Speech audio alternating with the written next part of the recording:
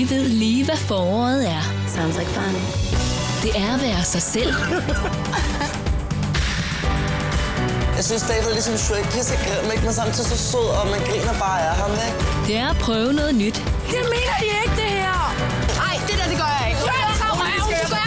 Det er, når hvert sekund tæller. Lige så snart han har fået lov til det, ikke? Så gør det ikke ondt mere. Det er at se sandheden i øjnene. Jeg kunne snilt købe et prattebælte måske til en 3-4-5.000 kroner. Jeg gør mange ting, man ikke må. Men det vil jeg skrubbe skide på. Sådan er det bare. Det er appetit på livet. Det kunne gøre det igen. Jeg kunne godt. Det er den bedste underholdning. Det er hver dag.